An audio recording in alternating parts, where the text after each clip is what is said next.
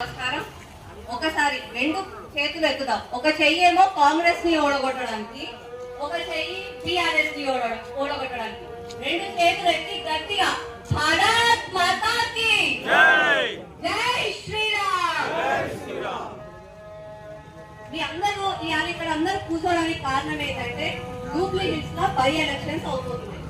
Jubilee hills ని కాపాడుకునేది మనకు ఒక ఆయుధం ఉంది. ఆ ఆయుధమే ఓటు. ఆ ఓటు ఎవరికి వేయాలి? ప్రతి ఒక్కరిలో ఆలోచనలు ఉంటాయి. ఒక్కొక్కరికి ఒక్కొక్కరు లాగా అనుకుంటారు. నేను మీకు ఇవాళ ఫస్ట్ బీఆర్ఎస్ పార్టీ గురించి చెప్తా. బీఆర్ఎస్ పార్టీకి ఓట్ ఎందుకు వేయొద్దో నేను చెప్తా.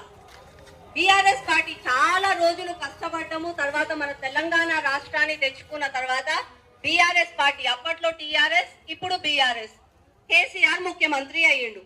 ముఖ్యమంత్రి అయిన తర్వాత అలా ఫామ్ హౌస్ రీసెంట్ గా నాకు తెలిసిన ఒక న్యూస్ ఏంటంటే, రీసెంట్ గా అలా ఫామ్ హౌస్ పెద్ద పెద్ద కుప్పలు వేసుకొని కొట్లాడుకుంటుండంట. కట్టెల కుప్పలు అనుకునేరు మీరు, కాదు, పైసల కుప్పలు.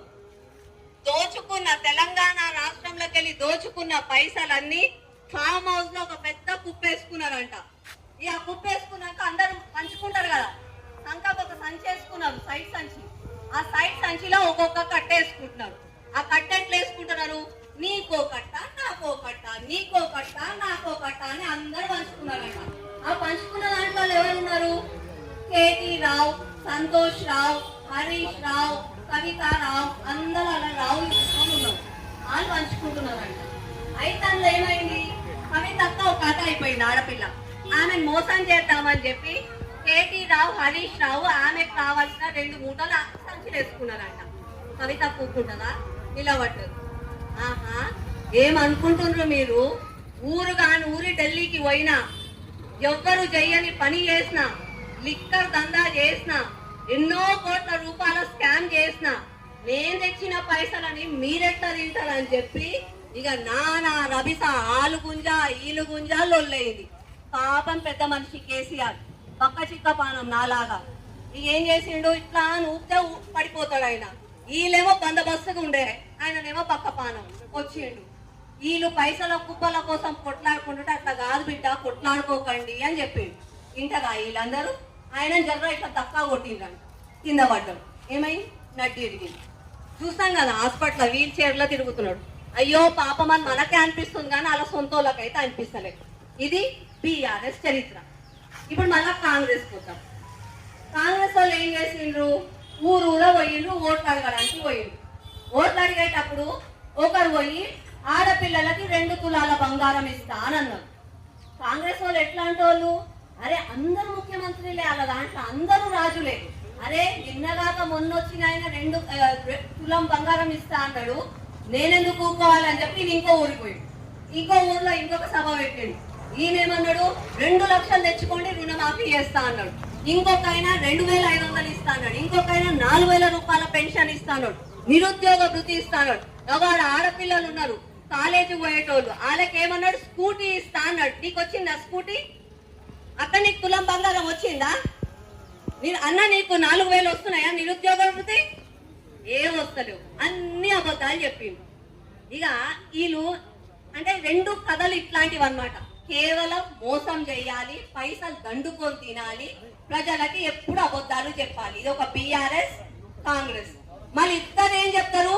మేము సెక్యులర్ వాదులము అని చెప్తారు. మళ్ళీ ఒకటి, కేటీఆర్ డెవలప్మెంట్ గురించి మాట్లాడతాడు.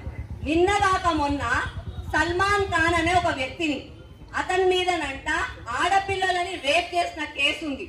ఒక గుండా, ఒక రౌడీ అట్లాంటి పార్టీలో చేర్చుకున్నాడు. కేవలం కొంతమంది ఒక వర్గం ఓట్ల కోసమే, వాళ్ళని మెప్పు పొందడానికి అని చెప్పి చేస్తుంది. మళ్ళీ కాంగ్రెస్ వాళ్ళు మన పెద్దమ్మ గుడిని కూలగొట్టిండ్రు, అమ్మవారిని గుడిలోకెళ్ళి తీసుకుపోయిండ్రు. అట్లాంటి వాళ్ళ చేతిలో మన ఆడపిల్లలు నిజంగా కూడా సురక్షితంగా ఉన్నారా, ఉంటారా అన్నది ఇవాళ మీరందరూ ఆలోచించుకోవాలి. పదే పదే మేము ఒకటే చెప్తున్నాం, వీళ్ళు సెక్యులర్ ముసుగులో మనని మోసం చేయాలని చూస్తున్నారు. కేవలం ఒక వర్గం ఓట్ల కోసమే మనందరినీ అన్యాయం చేయాలని చూస్తున్నారు. డెవలప్మెంట్ పేర్ల మీద, స్కీముల పేర్ల మీద దండిగా పైసలు దోచుకొని తింటున్నారు. అప్పుడు కేటీఆర్ కేసీఆర్ గుట్టలు పుట్టలు నదులు కుంటలు అన్ని దోచుకున్నారు. ఇప్పుడు కొత్తగా కాంగ్రెస్ అరే వాళ్ళు దోచుకొని తినాక తప్పేమీ లేదు, మేమెందుకు దోచుకోవద్దు అని చెప్పి దొరికిందంతా వీళ్ళు దోచుకుంటున్నారు. దయచేసి ఈ జూబ్లీ హిల్స్ ని మళ్ళా ఈ ఎంఐఎం కాంగ్రెస్ బీఆర్ఎస్ కబంధ హస్తాల నుంచి కాపాడాలంటే దయచేసి ఈసారి ఓటేసే ముందు మీ పిల్లల మొహం చూసి ఓటేయండి. మీ పిల్లల భవిష్యత్తు గురించి ఆలోచించి ఓటేయండి. మీ జూబ్లీ హిల్స్ నిజంగా కూడా ఆ ఎంఐఎం వాళ్ళ చాంద్రాయన్ గుట్ట ఓల్డ్ సిటీ లాగా మారొద్దు. నా జూబ్లీ హిల్స్ మంచిగా ఉండాలి, నేను గుడికి పోవాలి, నేను బొట్టు పెట్టుకోవాలి, నా పిల్ల భవిష్యత్తు బాగుండాలి అని అంటే బీజేపీ అభ్యర్థి అయిన లంకాల దీపకన్నని గెలిపించండి. పొద్దున లేసి మేము మీ వెంబడి ఉంటాం, మీ న్యాయం కోసం పోరాడతాం.